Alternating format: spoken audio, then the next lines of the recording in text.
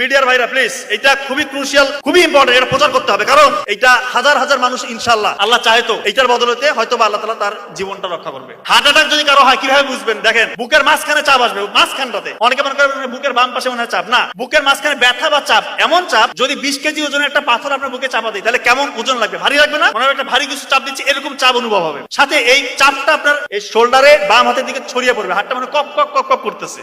আপনার ওই সময় ঘাম ছুটবে, সাথে শ্বাসকষ্ট হবে এবং আপনার বই ভাব আসতে পারে এবং মৃত্যুর ভয়। এই কয়েকটা ফিচার যদি আপনার থাকে, আপনি কাল বিলম্ব করবেন না। যদি হাসপাতাল পাশে থাকে অবশ্যই হাসপাতাল নেবেন, কিন্তু অনেকের এরকম হয় যে হাসপাতাল একটু দূরে আছে। এই জন্য ওই WHO এবং আমেরিকান হার্ট ফাউন্ডেশন তারা বলছে প্রি হসপিটাল ম্যানেজমেন্ট বাসায় করতে পারবেন। খুব ইম্পর্টেন্ট, অ্যাসপিরিন, একটা ট্যাবলেট অ্যাসপিরিন 300 mg চিবিয়ে খেতে হবে। অ্যাসপিরিন চিবিয়ে খেতে হবে, ইনশাআল্লাহ তার 50% মৃত্যুর ঝুঁকি কমে আসলো। নাইট্রোগ্লিসারিন একটা হচ্ছে স্প্রে পাওয়া যায়, নাইট্রোগ্লিসারিন মার্কেটে বিভিন্ন নামে আছে, ওইটা জিহ্বার নিচে 2 চাপ দিতে হবে।